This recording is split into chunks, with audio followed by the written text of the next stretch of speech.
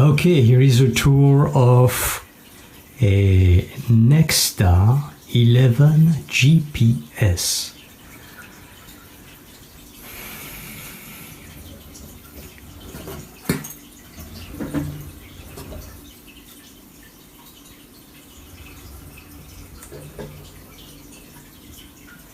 Okay, so let's start with the power conduit.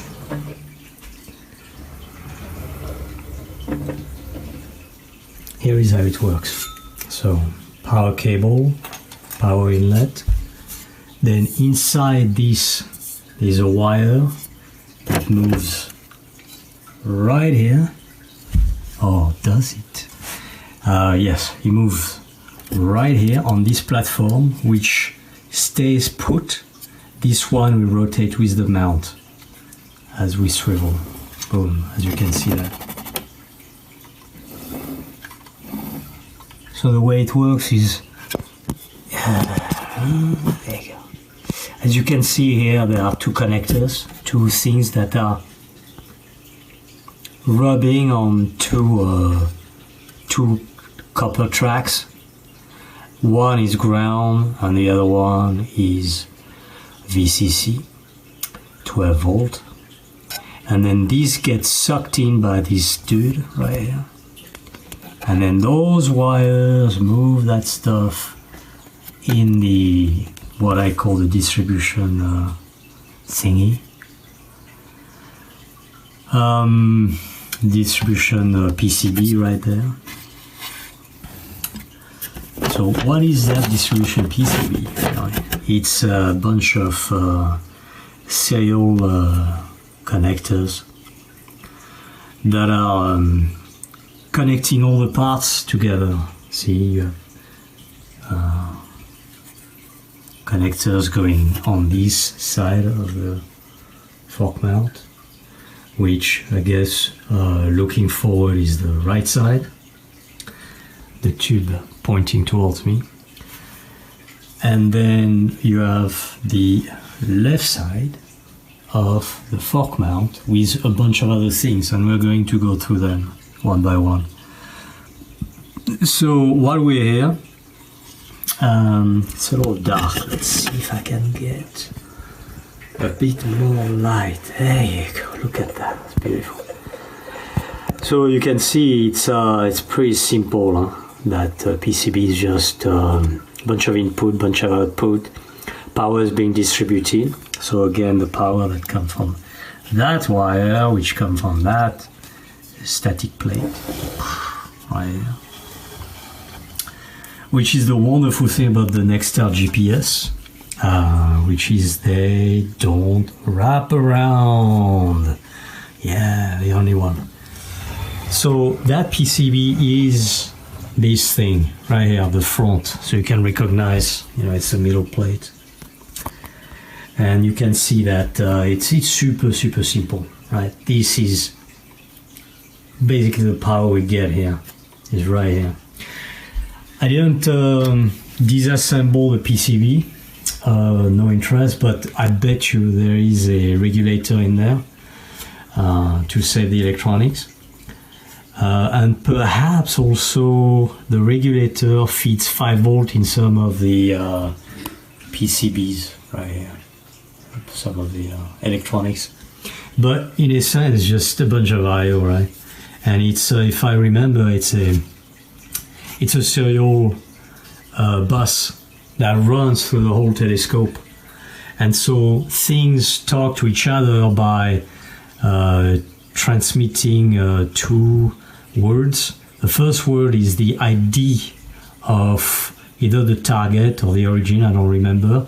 And the second word is the command with some data in the back. Super simple. And I think someone was mentioning it's TTL, so it's like the most basic serial communication.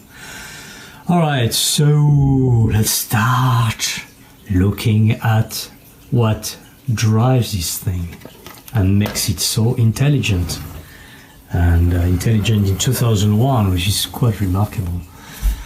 Okay, so I don't know if we're going to be able to see that. So, all right, so that's the gear right here.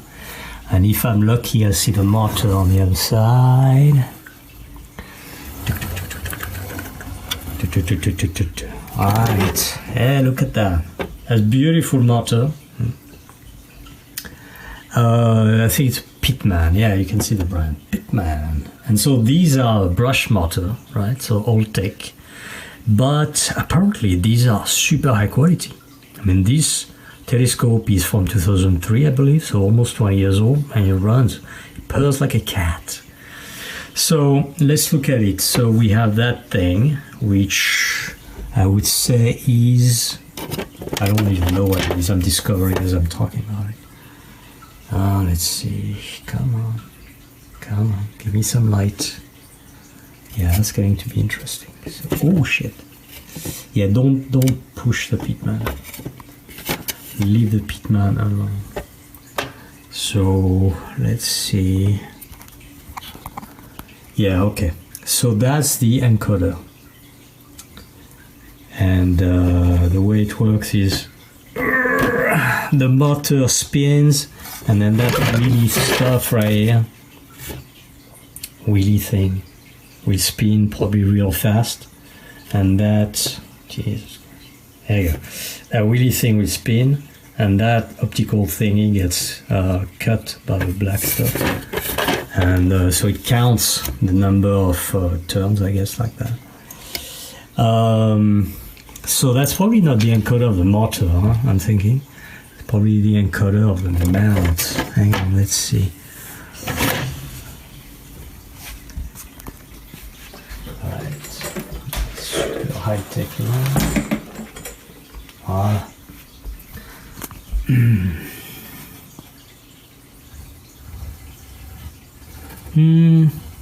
Yeah, I have no idea what it's for. Anyway, if we carry on, so we see the Pitman is kind of soft mounted. See that?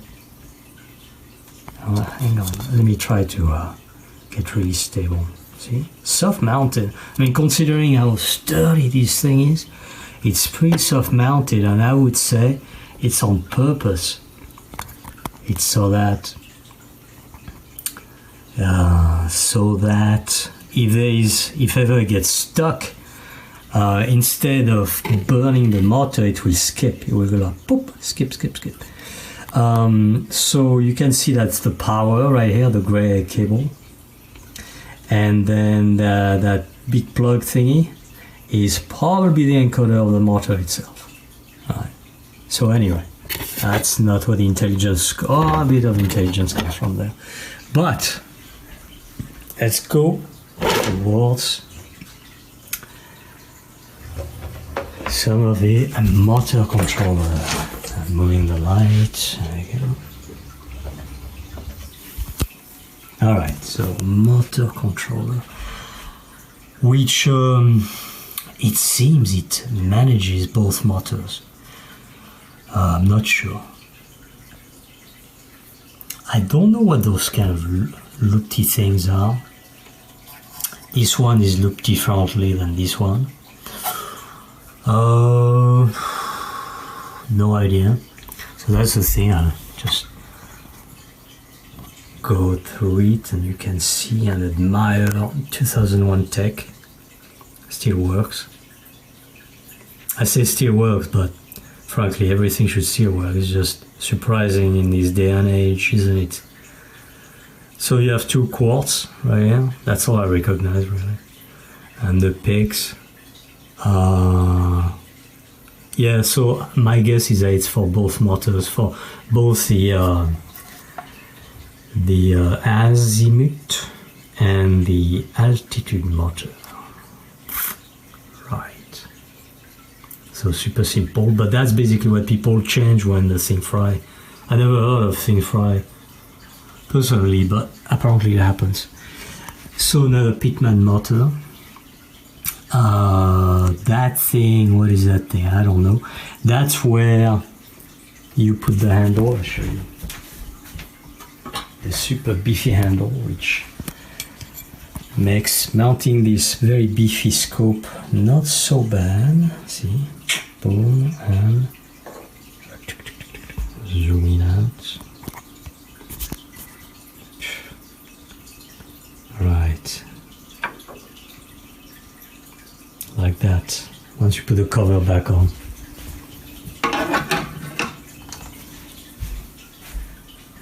So, let's see. Big gear, a bunch of white goop everywhere. It's beautiful. Really, really beautiful. Yeah. And you can see the wheel thingy. So, let's see, I don't know what that is.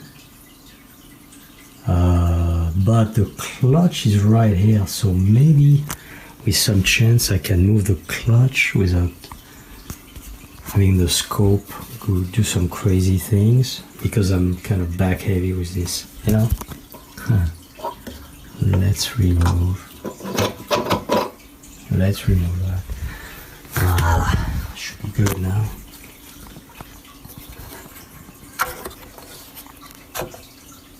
Look at that, balance, perfect, very nice. So let's see, the clutch is probably behind. Can we see it?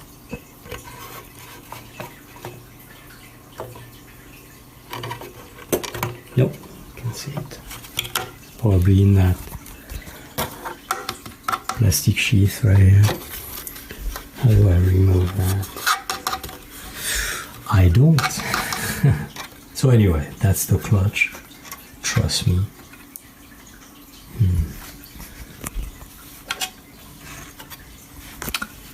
A little bit of dust here and grease. Not too bad for a 20-year-old piece. Encoder, right? Unless it's the step motor control, I don't know. Seems like there's a lot of wire for just an encoder. And that's the power to the motor. Ooh, I want to make it shiny. Look at that. Okay, so that stuff, again, is not where the intelligence comes from. The intelligence, the GPS-ness comes from this little guy right here. Yep, used to be a Motorola and used to be good. And they replaced it to a, I don't know what. But now it sucks because rollover, right? So the purpose of this video is also to kind of brainstorm in how am I going to replace this piece of crap into something that doesn't do rollover, so I can have my nice GPS align. The yeah, a bit of dust. The craftsmanship of this telescope is absolutely amazing. Look how clean the cable management is. And look at that. Oh, my beautiful studio light. Let me show you that studio light. Nice, huh? Alright, so that's cable management for you guys. That is really nice. Yeah, it's very easy to maintain. I mean, all these things are big cables, very simple systems with just maybe one or two transmission wire for the bus. See your bus, boom, boom, boom, beautiful, huh? So I was wondering, where does level come from? And where does compass come from, right? I was praying the gods that compass and level were not part of the GPS, so I could just tear that thing off and replace it with a, I don't know what, a custom arduino thingy, like on Cloudy Night Forum, on the GitHub. So that's the thing, right? That's probably the culprit. I have no idea what that is. I'll look it up later on and let's see what it says. Come on, shadow. Shadow off. Voilà. Rocks on, something like that. But anyway, and that's the antenna. Antenna. It's a boot. Alright, we continue our little journey. The phone was ran out of power. So, let's see if I can get more light here. So we were following the journey of the GPS antenna. Boom, boom, boom, boom, boom, boom. And then it goes on the other side. Voila. Tuk, tuk, tuk, tuk, tuk, tuk, tuk, tuk, tuk, tuk, tuk, tuk. Little piece of tape, which is gone. But it shows the attention to detail. That's 20 years, I think. 20 years, and it's just... Well, actually, no, it's still working. Unbelievable. Wow. To the folks who made this telescope, I thank you. You restored my faith in humanity. Alright, so here is, I don't know what that is. Big bolt. And here is a GPS antenna. So, we have one thing, right? This telescope has 3 sensors. If you don't count all the motor and the things. It has GPS, which gives you the location, gives you the time and the date. And the date is the one that gets the rollover with that piece of crap. And we have level, which I will show you in a moment. And we have compass. So I was fearing that the GPS and the level and compass were in one unit, like the BN880. But fortunately, it's not the case. Look at that. That's compass. 2000 technology. This thing right here is one of those Hall effect compass thingy. And it's now they make it in one tiny little sensor, right? But that's what we used to have. In fact, this is probably way more sensitive. A little bit of dust, right? And that's this serial cable right here. Right here on the other thing, the other side. Voila. And that is serial port to that very simple digital Hall effect compass. I can recognize because it's got like 3 legs each. They isolate the VCC and ground for each one of the compass quadrants. Probably some reason for it, but it works really well. So that's 2 sensors, right? We have the GPS right here, and we have Hall effect sensor for compass. Now, where is the level? What kind of high technology does level? Well, look at this thing. It's super low tech. So we have some, and I don't know why it's not a serial, but that's the one thing that is probably hard coded. We have this wire and this black wire body. They go there, and I thought that was an encoder, but nope. That's how level is detected. I show you the magic. Alright, so ready. Reframe that, put the light up a little bit so we can have a beautiful view over.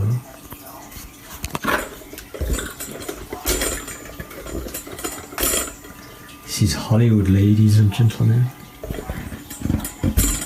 Alright, am I gonna get that?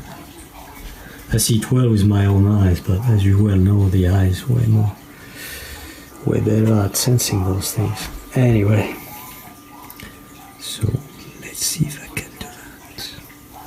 I remove the clutch.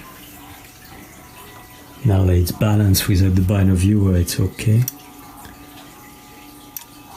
Alright, let's see. Let's have a look. Crazy brightness. That's how level is detected. Unbelievable, huh? So cool. And that's all, that's it. And it's slightly off, in fact, but I'm sure it's not too much of a problem. I don't know if you can hear the click. Click, click. Click. And it's reasonably good. You know, and the tripod legs are all at the same level, but it's slightly up. Anyway, slightly up, it's fine. Good enough. I'm sure it's good enough. So, in any case, the result of that little breakdown, breakdown of how it works, is that thanks to old tech and very reliable thinking, not reliable thinking, but with ideas of making this mount very dependable, every system is separate. So that means that GPS is probably going to go bye-bye. And I'm going to connect another one based on Arduino, as is made by the people on Cloudy Night.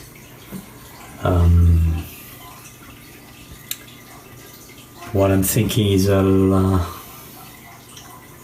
put the Arduino right here and then have it connect the same way to the GPS and put the GPS where it is currently. Interesting, they're using metal for a GPS. Usually you want I guess it's metal everywhere. Maybe it's to bounce off more radio waves. So it will be about the same size. Maybe I have to unscrew it if it's screwed. Hard to say, we'll see. An alternative is to keep this antenna and install a two. There are those modules where, like this one, this is the GPS chip. That's the one that does all the math. And so have these be the Arduino with the GPS calculation thingy, which is connected to the same antenna, so we use the antenna. So we'll see. I will keep you posted, if it even is possible. First thing I'll try is connect the Arduino hack GPS to one of those ports and see if it works. And if it works, then I'll remove this and then connect this to the Arduino.